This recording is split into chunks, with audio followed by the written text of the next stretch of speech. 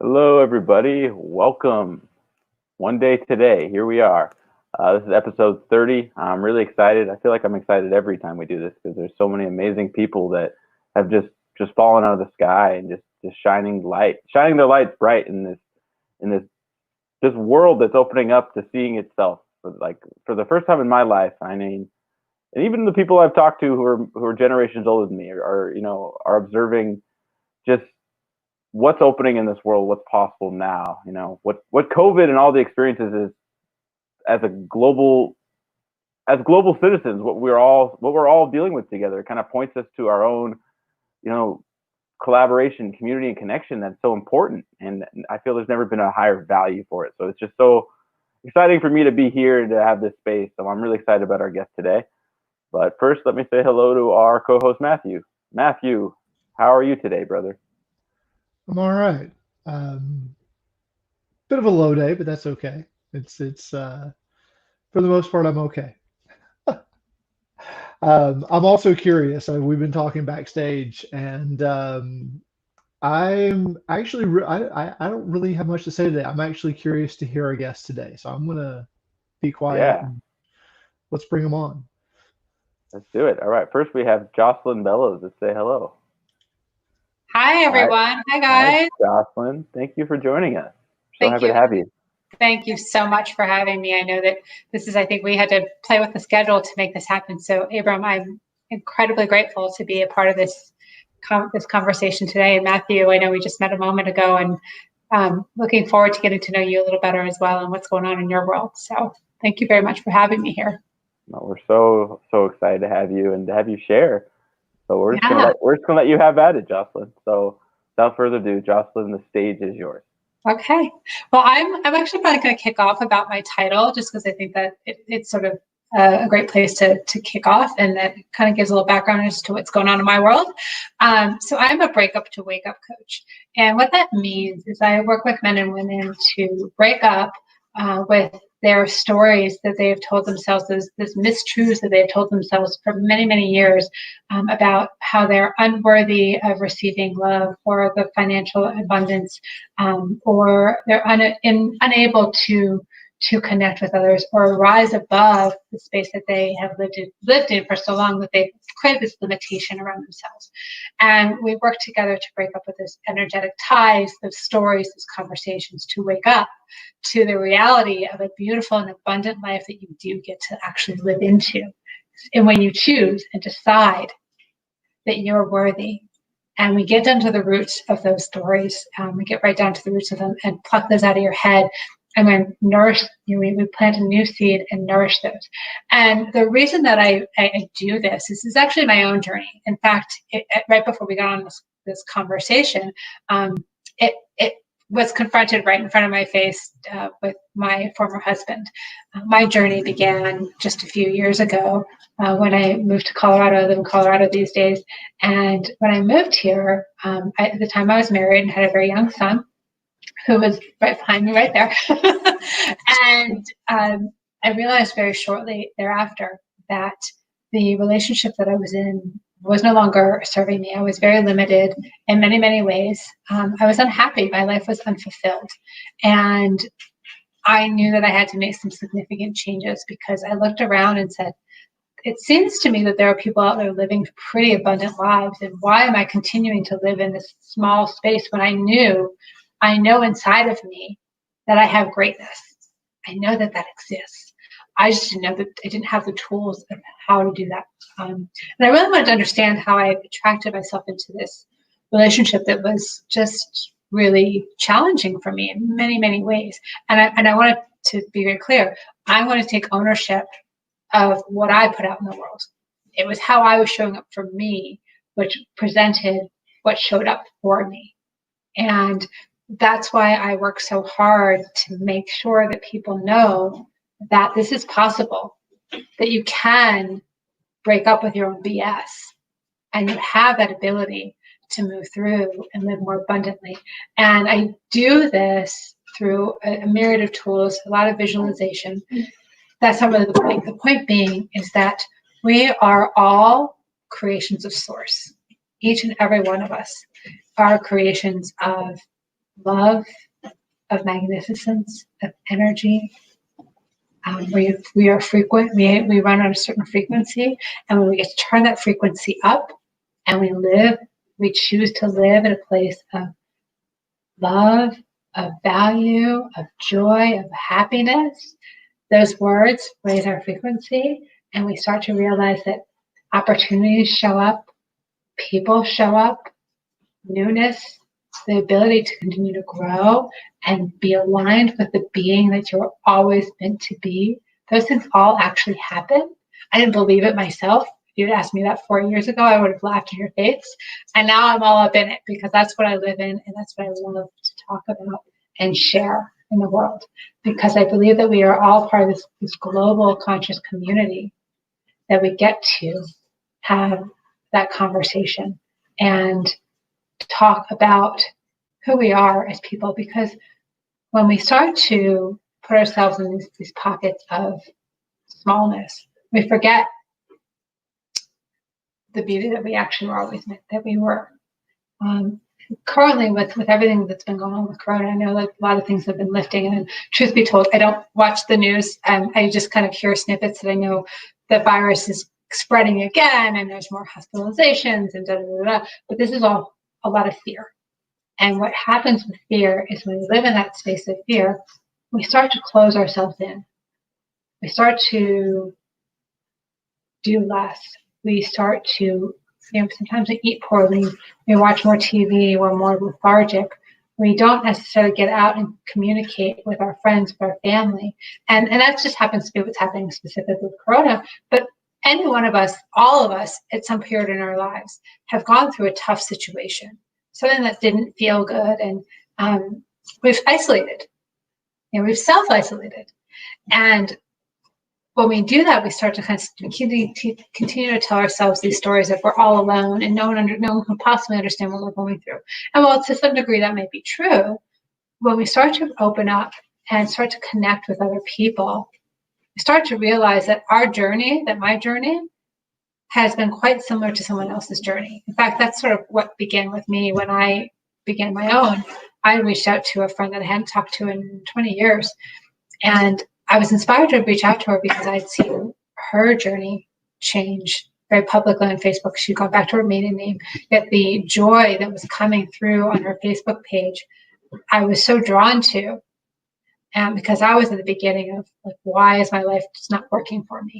So I reached out to her and I said, well, what's your secret? What are you working on here? What's happening in your world that seems to be working for you? Because I want that. And she started to share what she'd been through. And oh my gosh, she might as well have taken a page out of my playbook, only she was 2 years ahead of me. And I clung to that. I thought, okay, if she was able to make it through, because I was just going through the dark tunnel, she was that light at the other end of the tunnel. I knew that was possible. And I clung to that for a long time until I started to actually create it for myself and embody that joy within me until it became my own. And when it became my own, I was just all powerful. And then I started to share outwardly, and then people started coming to me and asking, how am I doing it? All of a sudden I became that lighthouse. And that's sort of how that journey began for me. And that was what inspired me to keep going. And so what I love about creating this one day, or being part of this one day movement, is that we are, so many of us, if we just speak up, we'll find that we have more in common with one another than we have disharmony. And when we live in that place of harmony, we get to feel good within our being. We get to feel related to. We get to feel like we're a part of something larger, because we actually are. But we often forget that because it's easy for us to kind of cocoon in our homes, in our apartments, in our grind of the daily get up, go to work, do our thing, and come home. And we tend to forget to, like, break up that cycle and really take a moment to, like, look around and acknowledge what's really happening. I think that's actually, one of the, on the flip side, one of the most amazing things about what's happened with Corona is during this time, we've been asked to slow down. We've been asked to take a step away from our jobs, and we've had to sit with ourselves and say, well, do I like myself? Do I love myself? Am I showing up as the person that I really want to be? The people that I'm living with, if they're my family or not my family, whether they've been chosen or not, are these the people that I want around me? Is this the support system I want around me? And as each of us evolves and continues to evolve into that higher version of ourselves, we're going to see that people will fall away from our current reality. And that's going to make space for new people to enter that are going to continue to support and love and allow us to thrive. And one of the ways that we can really do this, something that this is something that I live by and I really love to talk about, is identifying our own unique values. Who do you want to be and how do you want to show up in the world? And a lot of people, I have found, people don't necessarily always take that time to decide or to spend the time to define their values, like how they want to show up in the world. So there's some really easy ways, tips that I can share here quickly about that. And it begins with, if you kind of scan the people that are in your world, either people that you know or people that you would just admire that maybe you don't actually know. You write those maybe 5 people down. For one of the people that I admire immensely is Jen Sincero, who is the author of the book You're a Badass. And you can sort of see one of the copies is behind me. That's the book behind me. The reason I admire her so much is she speaks exactly to who she is. And this is my little boy who's behind me, buddy. I'm live on camera, buddy. I will open this for you. Thank you. This is love, by the way. But when you define the 5 people that you admire the most, then talk about why you like them so much. For me, she speaks eloquently. She speaks her mind. She doesn't take BS from anyone. And as you write those things down, you can circle those words that mean so much to you. Those are oftentimes the values that you actually hold true for you. For me, one of my biggest ones is to be in integrity. To always, another one is speaking my truth, no matter what, whether it's hard or easy. You write those things down and then you define them for yourself. Not what your dictionary is, but what does it mean to you? Now you have a roadmap of how you can start to make decisions that best serve you. An example of that, I have a podcast, and several weeks ago I'd asked someone to be on my show. However, I knew behind the scenes, me asking him to be on the show, I was actually out of integrity. I had asked him to be on the show, not because he wasn't going to be a good fit. He absolutely was. But I wasn't asking him to be a guest on my show because I was interested in him being a platform. It was because I wanted to have more time to get to know this person privately. And I didn't speak that into my truth. I used my show as a reason to have that conversation. And when I realized this, and I realized it very quickly, I actually had to went back and retracted that invitation. Oh my gosh, my child. Hey guys, this is real life. This is a world of Corona with an almost 6-year-old who's going to be turning 6 next week. This is how life really rolls. So maybe this is the sign of be present to what is. Oh, please. You got to be present to what is and live in the moment and live in the giggles. And you guys, I am so sorry, but hey, hopefully people are checking in and realizing this is how life works sometimes. Chase. Oh my gosh. All right, guys, I want to know what this lesson is. Maybe this lesson, I want to go back to this. I just read a book. I'm sure you all know this is The Power of Now by Eckhart Tolle. And it's all about just being present to what is. Sometimes it's beautiful. Sometimes life can deliver such beauty. Sometimes life can really deliver such agony. And however, if you start to think about your past and allow your past to rob you of your joy of your present, you're living in sadness and depression, or you're so concerned about what your future is hold, you're living in anxiety. However, present is being right here, right now, enjoying these moments that you have. Because in a couple weeks from now, this one is like for me, and this one in a couple weeks is going back to school, and I'm not going to have this fun little playtime with him in the middle of the day while I'm trying to speak on a stage. It's gonna look a little different. And sometimes we also have to realize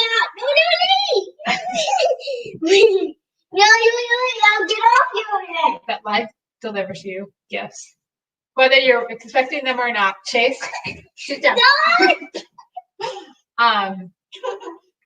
So yeah, you guys, welcome to my real life, real world. Come here, come sit down. You want to say something? I want to sit on your shoulder. No, you're not gonna sit on my shoulder. Okay, fine. Come sit down. And Okay, you want to say I'll anything? sit down. Do you want to say anything about what life is like? No. Okay. All right, well, I'm going to share something very personal. This one is turning 6 next week. In just 6 days. Yeah. And we're pretty excited about celebrating that. However, we are getting ahead of ourselves because right now we can celebrate today. We get to celebrate that we get time with each other, that we get to play, and we get to laugh and be silly and joyful. And while those may not necessarily be part of my values, what is part of my values is being authentic. And I guess right now that's just what I'm being. It's just the life that I'm living right now, you guys. I could have very easily put him in a corner and said, go sit down and watch TV. I tried. It didn't work out so well. But this is the space that I have. So I'm going to enjoy it for the moment that I have it. And I hope that you guys can take away some of those moments for yourself too. When you think that your life is floating along seamlessly and beautiful, this is reality. So I think that's what I have to share for the moment. But just realize that life isn't perfect. This is how it rolls sometimes, you guys.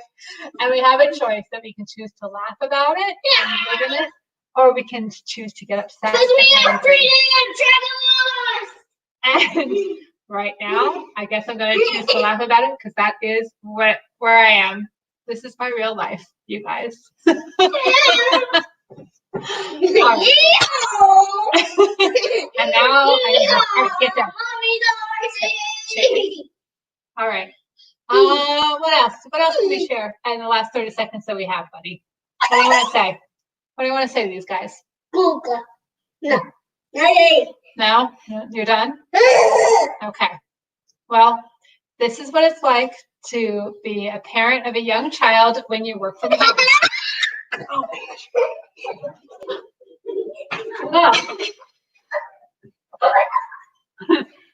All right. Trying to think any final thoughts. What do you think to the moment? Sometimes life can be stressful. Certainly it's been very stressful for me as of late. But we're going to just take a moment to laugh and love and live in that joyous moment that we have. I'm sure this is, has this been the first time you guys have ever had a kid riding mommy in the middle of the stage? Yeah. I think it's the first time, yeah. Thank you. Welcome. Thank you so much for sharing. Hello. Hey, buddy.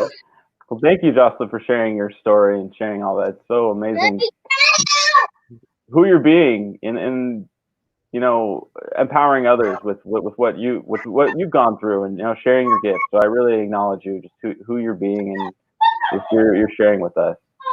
So you spoke a lot of things that I could talk for hours about. So there's a lot that you went over, but you were saying about, you were pointing to fear. There's a lot, like the world, there's a lot of fear that we can succumb to.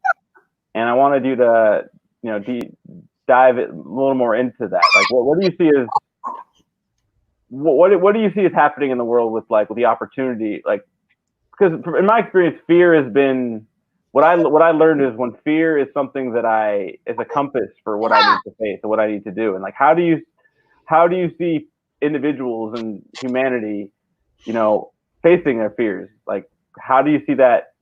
Like, what do you see as the role, or how that happens? How it happens to face sit in the fear? Like transcending fear as like individuals, but also as a collective. Yeah. So that's such a wonderful question. And I think there's so many ways to do it. It depends on how big and how small it is. Because first of all, we all, to understand this, fear is only what exists in our head. It doesn't actually exist in reality, right? A very specific example that comes to me, this is something that really resonates highly with me, is I have had a very long-standing fear around romantic relationships. When I filed for divorce, I wasn't concerned about finances. I was like, I know I can figure that out, right? It's on the fine all this time. But when is it that I'm going to really be in a romantic relationship again? And how will I trust somebody again? And it was a process for me. This is when I stepped into working with a coach and really undoing a lot of these things that told me that I was not worthy of receiving love. In truth, it wasn't that I was unworthy, right? It was that I didn't know how to love myself. And a question that came to me quite literally yesterday was, what was I taught about how to have a relationship with myself? And that question came up, and I was like, not only did it stop me in my tracks, it brought tears like rolling down my face of like, I don't know that I've ever had that conversation in my life about how to have a relationship with myself as a child, as a young adult. It was by example within my community. But to answer your question, I feel like I kind of got off track, but to answer your question is identify, like if you can take the time to identify what the specific fear, if there's a specific fear is, put yourself in the middle of it. Literally put yourself in the middle of it. If you're terrified of public speaking, put yourself in front of 5 people, just 5. Start there. With people that 3,000 or 3,000. Put yourself in front of 5 people that love and care for you. 5,000 and give it a shot. No, do And then notice for 5,000. Okay, and then notice what happens. Did you live? Did you survive? Were you terrified throughout it? Okay, whatever. You might have been scared, but you survived. Your voice was shaken.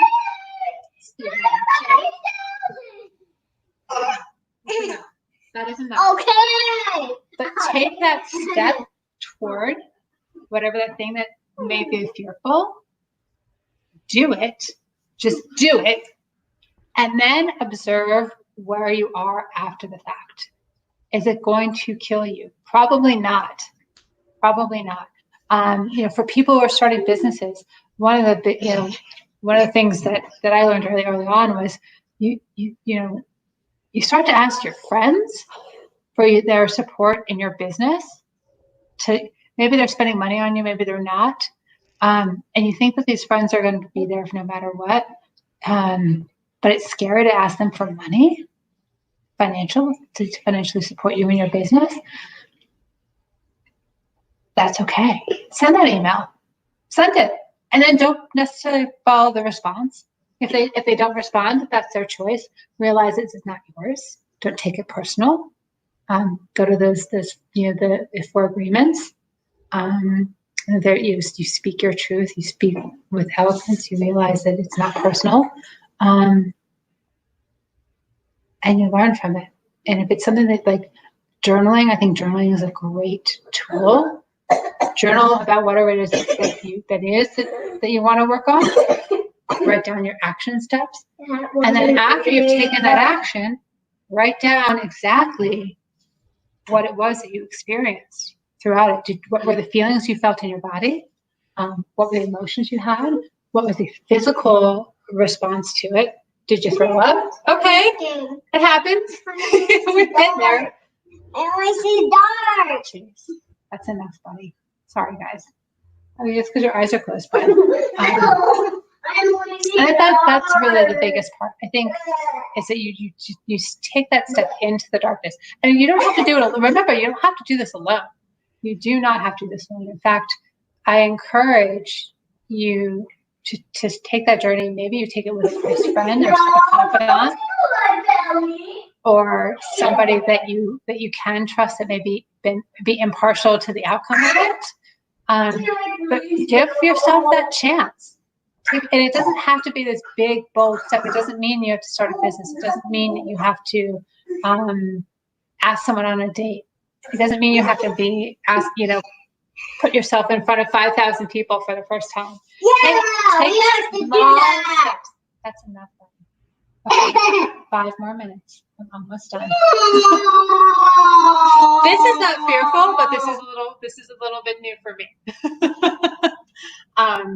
Yeah. So, and as far as what's happening, I'm going to leave it there for now, actually. Yeah. I love it, what you're saying.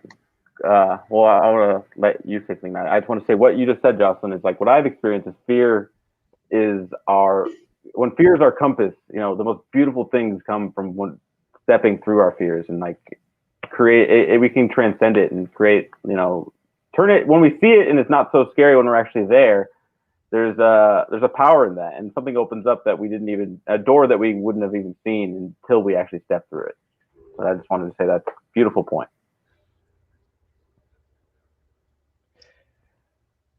Oh, he's not very happy to have to share mom, is he? Yeah. Well, and we've been here alone all day today, and he's been fine all day until now. So, yes. Yeah, sharing is it's a scary thing sometimes, I feel like. Mm-hmm. How has your relationship with him changed, Chase, like over the last months and years? It continues to evolve. Right now, we're definitely having some emotional challenges, and I know some of that is his growing up. It's also him finding his own voice and ways to communicate. There's also the relationship, the dynamic between his father and I, and my child is an empath. Absolutely an empath and an intuitive. And so I've recognized these gifts for him, and I do my best to encourage him. In fact, this morning we talked a little bit about putting his bubble on, because he's been, hold on one moment, you guys. If you need to, you're good. If you need to go take care, we can go on. Yeah, I may have to come back to that conversation. Can we come back to that question? Do you want to bring your second guest on, and then we'll come back to that question? Yeah, we'll circle back around to chat about that, but I do need to. We've had something just break down that I do need addressing. Sounds good. We'll circle back with you. Okay. Jocelyn. Thank you, guys. All right. Thank you, Jocelyn, for sharing. And that was awesome. I'm really excited that we have every day, every time we have a different perspective, and it's just it points to the same beautiful truth to me. It's the shared human connection. No matter where we come from, whatever vantage point, culture, what language we spoke, where we live in the world, there's we all face the same fears. We all laugh the same. We all cry the same. And when we can recognize and be in tune with that truth, that's the space that we lived in it one day, and that's part of what our mission is. Our mission is bringing you and I and communities together in joyous celebration, unifying humanity and our diversity to create a better world for us all. That's what our mission is. One day at a time, one conversation at a time. I now want to welcome our next guest. We have Colleen Biggs joining us. Hello, Colleen. Hey, how are you? Doing fantastic. We're so happy to have you today. Hey, Matthew. Thanks for having me here. I'm so honored. Yeah. Welcome to the stage. We're grateful to have you. I can't wait. I'm going to let you share now. So, Colleen, the stage is yours. Thank you. And Jocelyn, I just want to honor you and your son, Chase. I know how difficult it is in raising children. I have 7 of my own. as well as 11 grandchildren. So I can certainly empathize with you through being a single mother as well, and raising our children. And, you know, one of the reasons why I'm doing what I'm doing is because it is important, as Jocelyn said, about how we show up in the world. And when I'm going to go back to when I was 6 years old, and I stood up in front of this entire elementary school. So remember back in the day when they had assemblies and we would all come together and then principal would speak. Well, I'm going to date myself a little bit here, but I stepped up on a chair to get up to the microphone because I was only 6 years old. I was in first grade.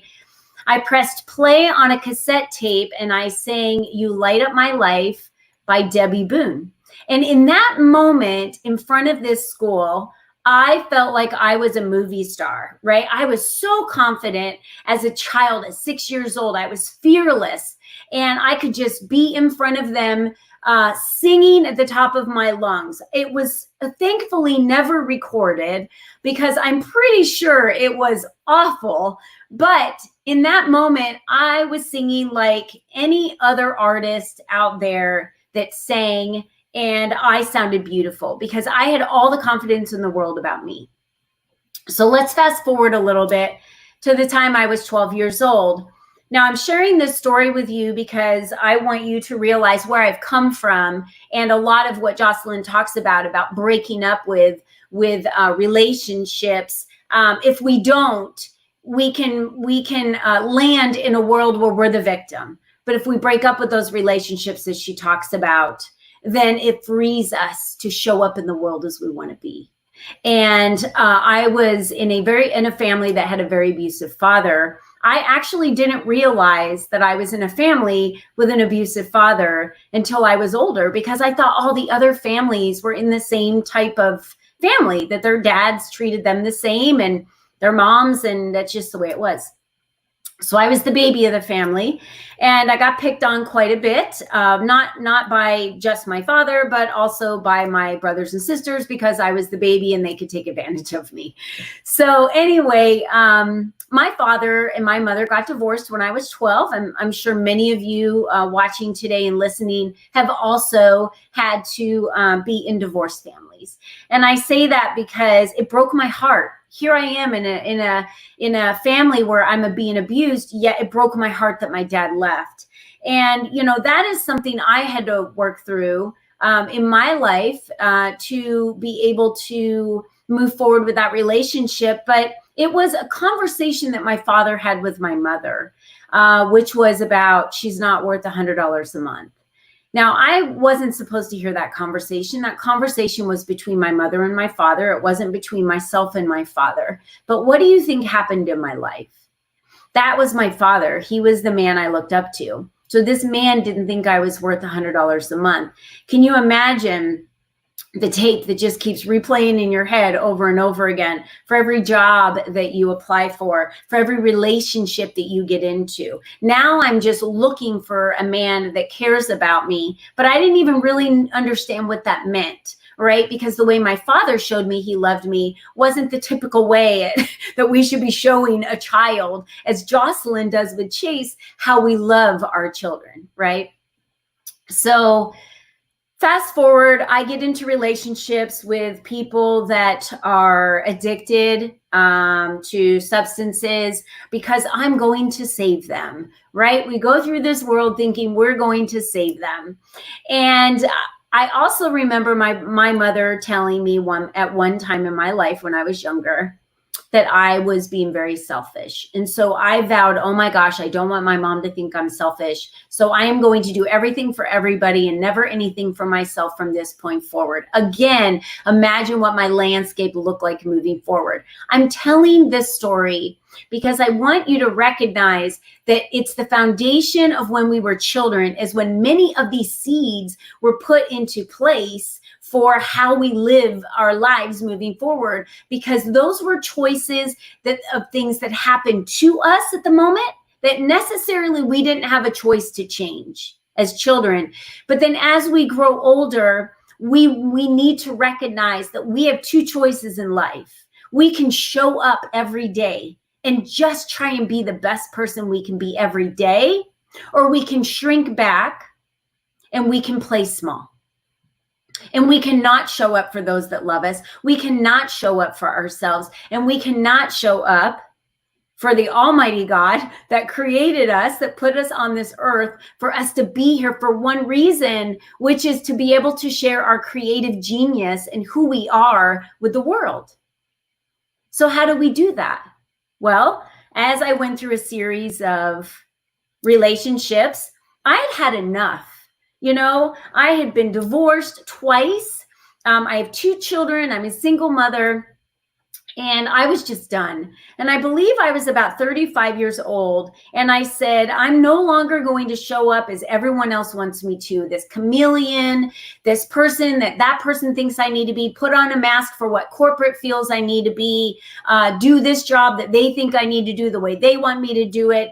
I just knew that I was breaking out of myself and needing to be Colleen. I needed to show up as my best self. And when I decided that I was going to change. Remind you, this isn't an overnight effort. You know, Jocelyn spoke about that. This is a journey. We are on a journey, and we are all on a journey together. We can either take this journey by ourselves, or we can ask for help and take this journey with a tribe of a community of people, just like the one that Abram has created here.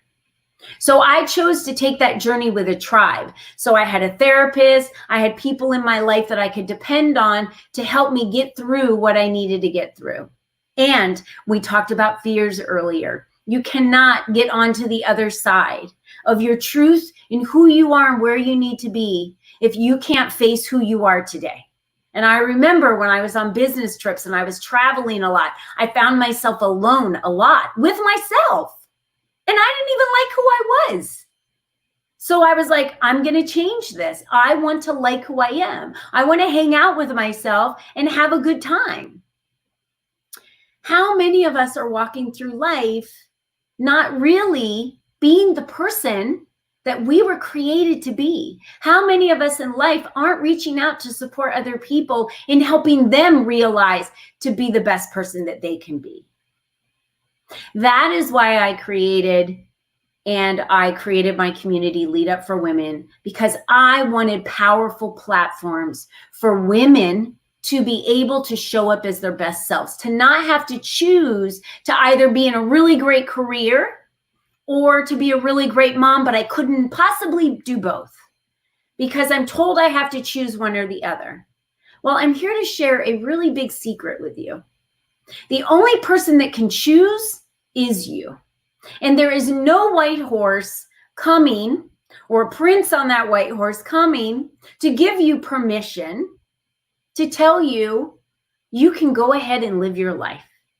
I am here to tell you that I will give you the permission today, if you need it, that you can go ahead and live your best life now. What are you waiting for? You have 2 choices. You either show up as the best version of you, or you shrink back and you don't. And you know, when I decided to show up as the best version of me, and I was going to raise my children and do what I needed to do and take my career where I needed to take my career, that is when the most amazing man dropped into my life. And just like Jocelyn, I didn't trust it at first, but it was undeniable how, as we talked about how his path crossed my path and how my path crossed his path, there was no way that that could have happened without it being a miracle. God waited until the right time that we were ready in life for us to cross each other's paths. And he had vowed to himself to do the same. Miracles happen when you are ready to lean into who you are. And when you are called to be a leader, when you are called by God to stand up and be a leader, it is your responsibility to light that lamp so others that are in the shadows can see you. For you to not steal the oil from others' lamps, but help them understand how to light their lamps and then how to keep them lit by getting more oil. And how do we do that? So I created and I run a thriving community for that reason, because we all deserve to show up every day as our best selves. And what a beautiful gift it is when we show up as the best version of ourselves. We automatically give others in our presence to show up as the best version of themselves, especially someone like Jocelyn, who gets to raise Chase, and she gets to show up as the best version of herself every day. So he gets to see that because they pay more attention to what we're doing than what we say. We're their example, right? So I wanted to share with you that as I was transitioning from my corporate world that I had been in for over 30 years, I get some questions, and some of the questions I get is, how do you recognize when it's time for you to make a change in your life? Or when do you know that you're getting this pull that you need to be doing something different? And I said, for me, I was able to look at my life from a third person. I was able to look in at what was happening in my life in corporate as a third person and say, this just isn't for me anymore. This just isn't what I want. And when you wake up and you realize, I only want to have surrounding myself with people that love me. I only want to be in a world where others can lift each other, where others are not in competition, where we do not have to sabotage each other, women. We don't have to do that. We can help each other and know that there is enough love, there is enough abundance, there is enough success for all of us out there. Because no matter what it is that you do, only you can do it the best, because you are the only you that has ever been, and you are the only you that will ever be. So how are you going to choose to show up in life? How are you going to choose to use your life and your time to leave your mark here? What do you want to be remembered for? And remember, no matter what anyone else has to say about you or has to say about who you are, I like to use the old phrase, I'm rubber, you're glue. Whatever you say bounces off of me and sticks back on you. My mom taught me that when I was a very small child, and it was to protect us from bullies on the recess when we were out to play. So who's protecting you from the bullies in your world today? You can. Because what anyone else thinks about you is none of your business, because it is all of their own insecurities. And when you see it through that lens, that it is your own self-worth is strong, and their words that are attacking you, those are the words that are their low self-esteem, or maybe how they're measuring themselves up to you. When you see that, you will listen to that conversation in a different perspective, and you will want to reach out to help them, to lift them, to bring them to a place where they're able to show up as their best selves, because you know they're hurting. So my hope in this one-day movement that we have is, if you could show up as you for one day, what would that look like? Who would you be? How would you stand? How would you feel? What would your perspective be? What would you do that day? Who would you help? How impactful would it be? So if that's the ultimate day for you to show up as your best self, why have you chosen not to show up as that person every day so far? So I'd like to challenge all of you out there to write down and to think about, what is the best version of me? And don't think that tomorrow you're just going to poof, magically show up as that best person. But what you can promise yourself is, every day, today I'm going to give it my best. And today I'm going to work the hardest I can be to be the best person I can be today. Because it doesn't matter to anybody else but me, of who I show up as and who I am. And I promise you, you will feel amazing every single day. And give yourself the grace. So like Matthew said, he's having a tough day. That's okay. Give yourself the grace and then start again tomorrow, because we always have tomorrow. So I want to thank you guys so much for allowing me to have this stage to share my views on what it's like for us to not survive every day in life, but what it actually means to show up and be seen and thrive every day. It's been such an honor. Thank you.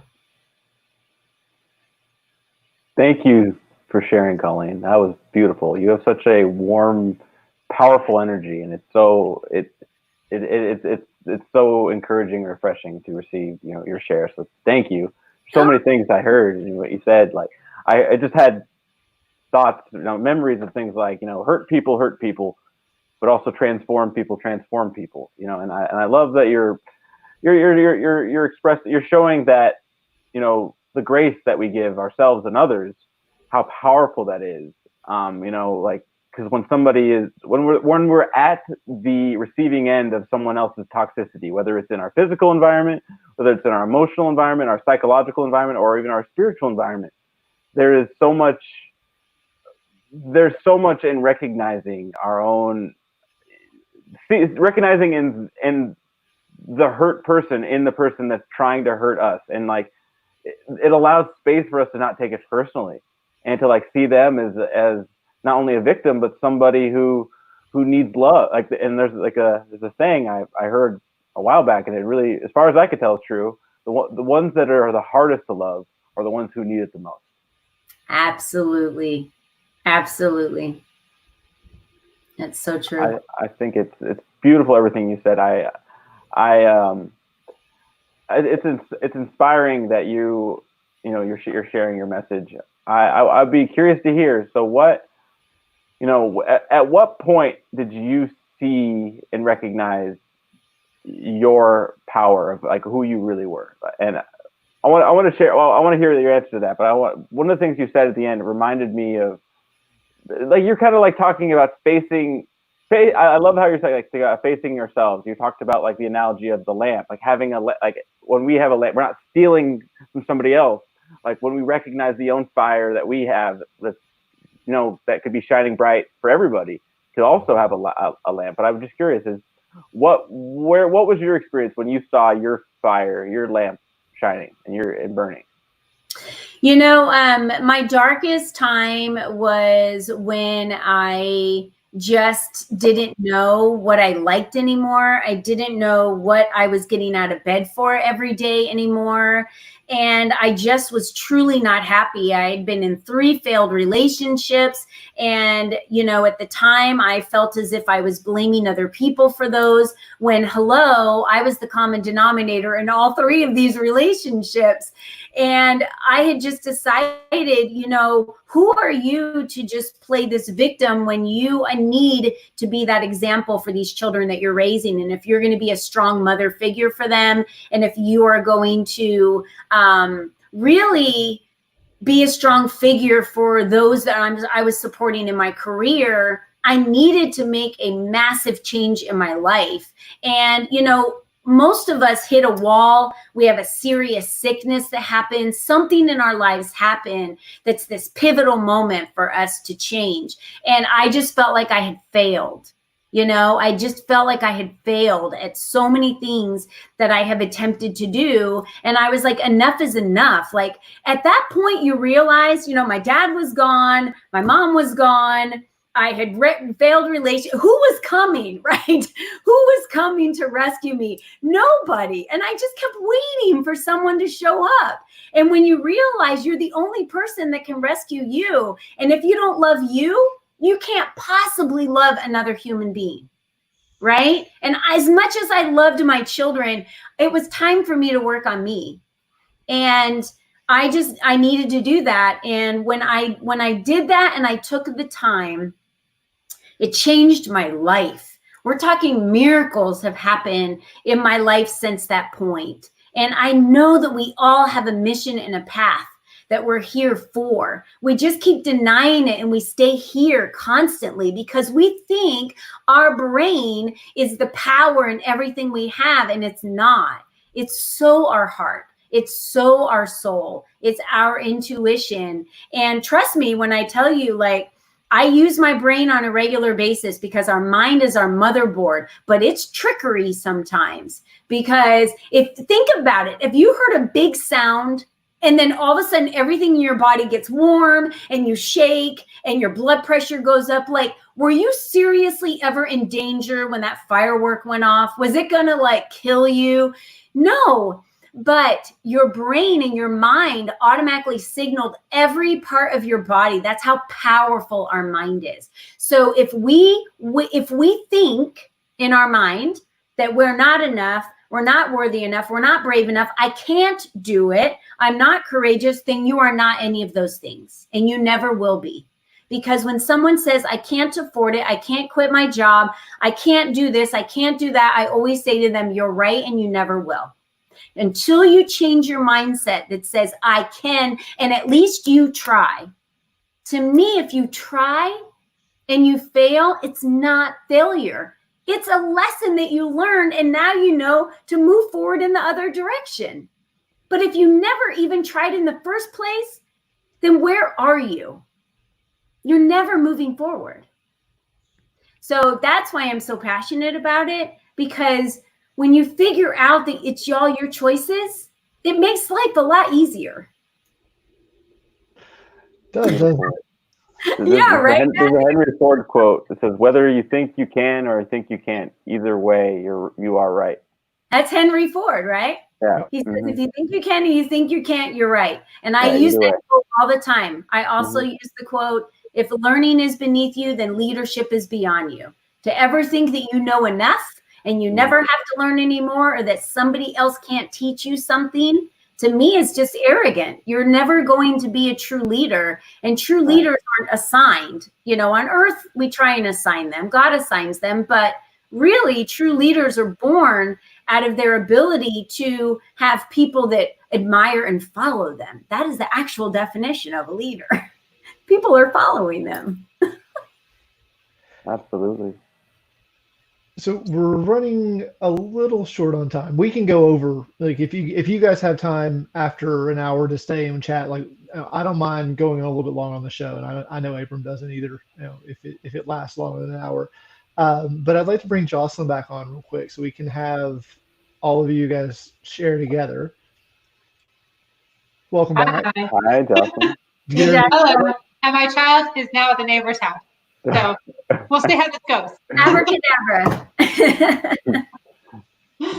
So thank you both for sharing. Jocelyn, would you like to add anything with what Colleen said? I caught the latter half. I was getting my kids situated, and I want to say, Colleen, first of all, what I did catch of your share, just so on point. What I tuned back in was when you had these relationships that had failed, and you're like, who's coming for me? Oh, wait a minute, it's me. That was such an aha moment. Hearing that again, my body went chills, because that was my aha moment for me as well. You know, there's a moment at which we get to decide that we're going to take ownership for our life. And when you get to that moment, and then you start to actually understand what that means, because we are co-creators. We are part of this larger circle, but we have co-created everything, all the good and the hardships that we've had in our life. Mm-hmm. And understanding the hardships were just lessons. Mm-hmm. There were lessons that we had to learn to get us to that next level, to level up, to step into that leadership and that person that we were meant to be. So that really hit home, because that was an aha moment for me early in my journey. Yep. Thank you. Yeah. I totally get that one. So before Colleen said that, there was something else that you said that I'd like to circle back to for a minute and kind of get everyone here to touch on, actually. You were talking about what other people think about me is none of my business. And that was like, along with that aha moment of like, the only person who's going to show up for me is me, was also that aha moment of what other people think of me is based upon their idea of what they think I am. It's not actually me. Mm-hmm. And so I wonder if actually the three of you, and I think for some reason, Abram, I'm going to start with you. I don't know why. It's not every day that I ask my co-host a question, but it feels appropriate in this point to kind of speak to that. Like, what other people think about me is none of my business. It's funny because I'm glad. Thank you for asking that. A lot of my life, without knowing it, I did most of what I did to try to be affirmed by others, without ever daring ask the question, what do I need to be whole and to be complete? And it was more like that was the point of living, was like if I don't know and like myself, then maybe without even knowing that I had distinguished that for myself, it was like my value was built on whether people saw me as valuable. And it was like, but it was dangerous or codependent or toxic. It was like for a lot of my my life when I didn't feel like I fit in growing up, and I found music, and people were attracted to just me playing music. I could get people's attention, but I would still hide behind a pair of sunglasses. It's like I don't want them to. If they get too close, then they're going to see that I don't. Then they'll see, but I'll also have to admit to myself that I don't like or know or understand who I actually am, and I have that experience of myself.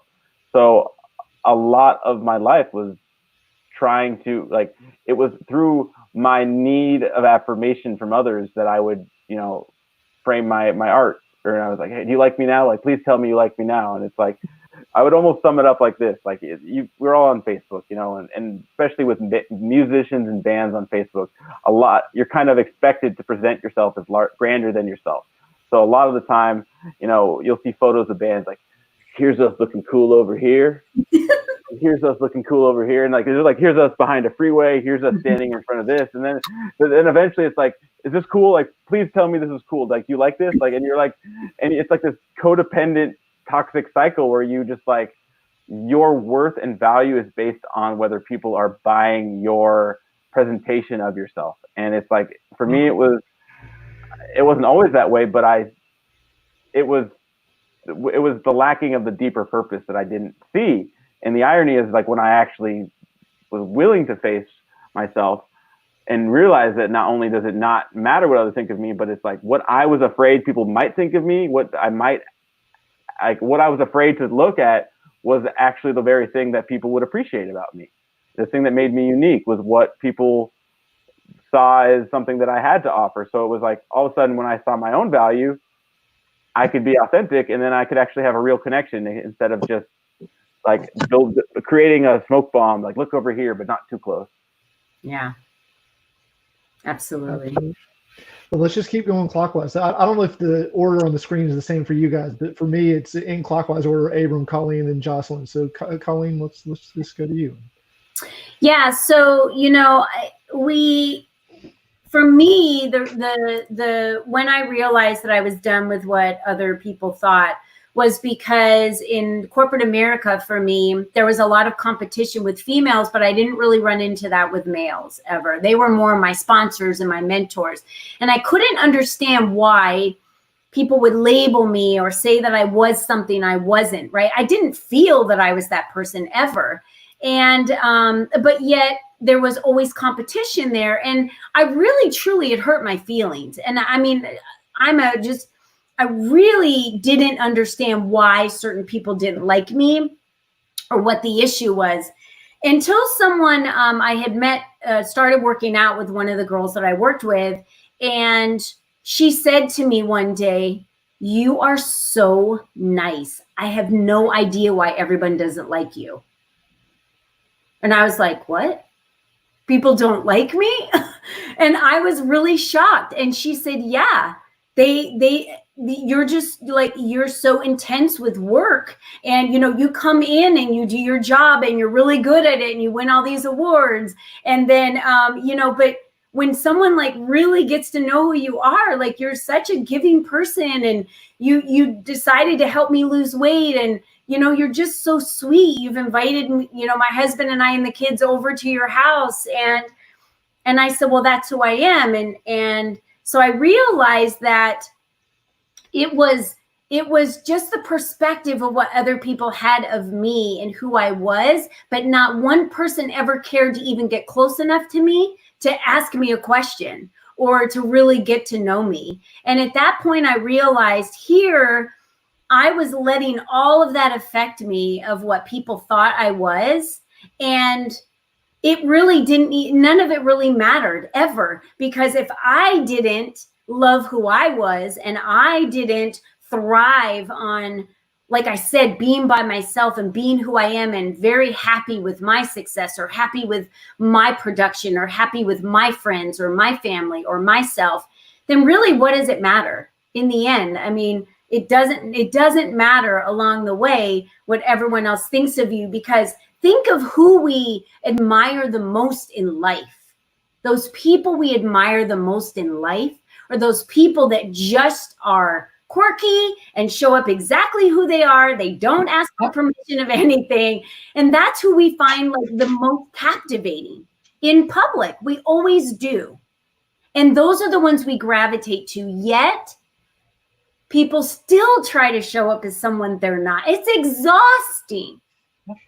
It's exhausting. It's so exhausting. And people always ask me, how do you have so much freaking energy all the time? Like, how are you lit, like from morning until night?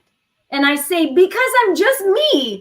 I'm not trying to prove anything to anyone else. Like, I just show up as me. So trust me, if I'm tired or sweaty after working out and I want to sit down, I'm going to be tired or sweaty after working out and just chill out and take time for myself or whatever it is. Like, I don't apologize if I show up in one way. Just like, we can't expect Jocelyn to apologize for being a single mother and showing up with her child. What is she supposed to do? It just, my 2-year-old granddaughter showed up on my workout set this morning. It is what it is. But people appreciate that. Like, if we look at the bloopers that are going around when we got locked down in the pandemic, everyone thought it was the best because you got to see who that TV anchor really was, because they were doing their own hair, their own makeup. They were inside their house and people were walking by and cats were knocking over cameras. It's the best when you get to see people as people, because that's who we want to do business with. That's who we want to be thriving with in life. And that's who all of us are on this earth. We're all equal. We're all people. Oh. That was probably a little bit more than you wanted to hear, but I get excited. Beautiful. It's all good. Jocelyn, go. It's so beautifully and eloquently put. I stepped away because I wanted to get a quote. Abram started this and Colleen carried this through. So a quote that I have sitting behind me, it was given to me 2 years ago, and I held on to it.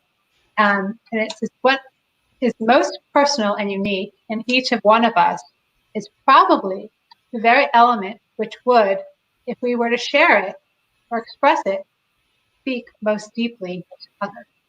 Yep. Carl Rogers. And I wanted to bring that to the point because I feel like it summarizes what each one of us has sort of contributed to this specific conversation or question. And the only person that can show up for you is you. That's it. Nobody else is going to do it for you. No one else can. I had experienced exercise about a year ago, and it's now something I use outside as well. The exercise began by each one of us. It was in a group exercise. We sat with our eyes closed in a visualization of sitting in our own bubble and everybody looking in on us. And it's really angry angst of people are judging and concerned, and and we're sitting in this tiny little ball, tight and wad, so concerned about what everyone else thinks about us, right? Here's the interesting point. If I'm sitting in this tight little ball, so concerned about the three of you are worried about what I'm doing and what I'm, like I'm so consumed with what you guys think about me. Well, Matthew, you're sitting in your same tight little ball, concerned about what I'm thinking about you and what Abram and Colleen are thinking about you. Abram's doing the same thing. Colleen's doing the same thing. None of us are looking outside of ourselves because we're so concerned with what everyone else is thinking about us that we're keeping ourselves closed off.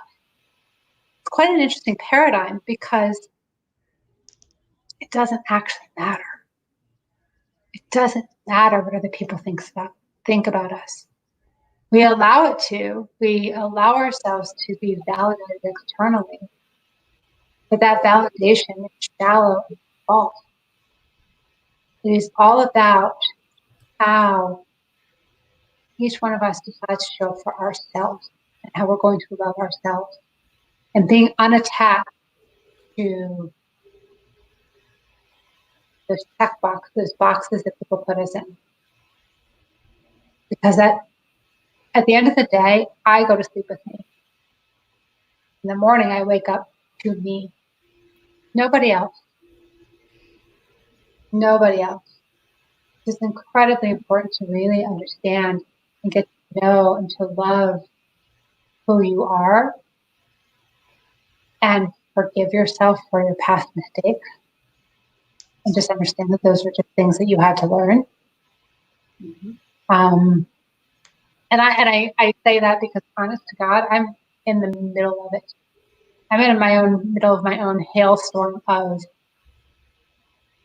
having forgotten that for myself. Yeah. And I've closed myself off. I'm in the place of closing myself off right now because I started to get to the point where I was hanging my hat on someone else's validation, and that failed because I decided that it was more important that this other person see me in a certain way, and I got away from the person that I actually. And Colleen, you brought this up, and I think it was Colleen that brought this about the people that we're most attracted to in our world are the people that show up that funky and unique and different and whatever. Did an exercise just last night, visualization about who am I as my own queen. I love this. And Colleen, I don't know if you've ever done this as a visualization of your own queendom, or the two of you men as your own king. Who do you want? Like, who do you visualize yourself to be? And honest to God, what I saw for myself was this woman walking around. It's me walking around a farmer's market, and I'm alone, and I'm in like a sundress and a big hat, just floating. I'm not walking, I'm floating to this farmer's market. And I know that I can feel myself beaming this beautiful ray of light. And as I'm beaming out my sunshine, people are beaming right back at me. And I don't give a flying, you know what, about what anyone sees or how I show up, because I'm so happy within my own self. The people, the darkness, I don't see it. It doesn't exist. I see the light that comes back at me. That radiates. I mean, when you talk about, like, you walk down the street and you see someone who's like whistling or skipping, or it feel that there's something joyous about their beingness, you can't help but notice them, and you want to be around them. And you follow the people that feel like sunshine, right? Stay close to people that feel like sunshine. Guess what? You're self-image. That's you. You get to be that person. You just have to decide you're going to show up as that person, no matter what. Oh, yeah. This conversation is one that I really appreciate. It brings into the limelight kind of the underlying, at least the way I see it, is like the underlying flaw of our culture, of Western culture in general, which is vanity. That, I look around this world, and almost everything I see that has been created by us has been created out of vanity. Mm-hmm. And it's so out of harmony. It's so out of alignment with what we really are. And it's all just a projection trying to hide our own flaws, our own fears, as far as I can tell. And I'm just really grateful that we can have conversations like this right now, because it shows that maybe we are getting to a point where we can create something different, something that isn't out of fear, but out of that sunshine. Just beaming that sunshine out in the world and create with that instead of our fear and our vanity. I love it. It's vanity, and I would also say it's pride. It's pride and vanity are like the same. They come from that same place. It's like that separate. It's the separation. You know, it's the ego, the flesh, the shadow, the id, whatever you call it. It's the separation that I am this or I have that. It's mine, and it's like I'm the best. And it's pride is it's so it's counter. I see pride as destructive, and I mean, there's a reason scriptures of every faith has some version of this. But I see pride.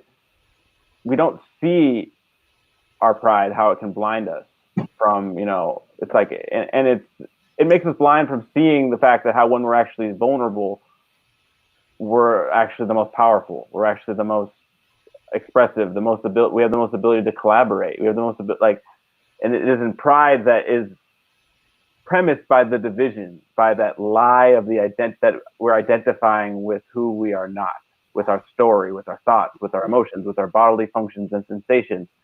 And it is pride that I see the source of it. Like you hit it on the head, Matthew. I see the pride as the source of a lot of the symptoms that we're experiencing today with, you know, what's the state of the world. And I think it's a necessary discovery because we're seeing it. Like in COVID, we're all looking in the mirrors, like, how did we get here? And I think a lot of that is our pride, is our, like, I've got it figured. I know this. I know the entire complexity of the entire infinite universe in my head alone. Like, I know the answers. Nobody else does. And it's like, it's that illusion that we can be in control, which is just an illusion itself. But it is the pride I see is very much the source of a lot of the things we're facing. And I wanted to ask you both a question before we wrap up, but I want to ask you, going in the same circle here, what does one day mean to you? I'll start with you, Colleen. What does one day mean to you? One day means to me, one day we will be living in a world where it's free of judgment, where people truly love and respect others, and we're showing up for ourselves and we're showing up for others. And we truly are in a world of harmony. And I picture it like holding hands where there's birds and there's beauty and there's no poverty and there's no scarcity and there's no fear. But one day we're in a world where all of us will just show up and be our best version of ourselves. And that day is going to be glorious. Beautiful. Thank you for sharing. How about you, Jocelyn? I see it differently. I see one day as each day, and that there's contrast in each and every day. There's going to be people, there are people that show up in their abundant, beautiful light, who will shine their brilliance, not only within themselves, but beyond their own beingness, because that their cup is overflowing. And there's going to be the other side of that coin, the people that are still living with wounds and with healing that they still need, they still require, but there's still darkness within their being. And yet they get to live in the light of that radiance that other person is now emitting, because there are people that are overflowing, and there are people that are still in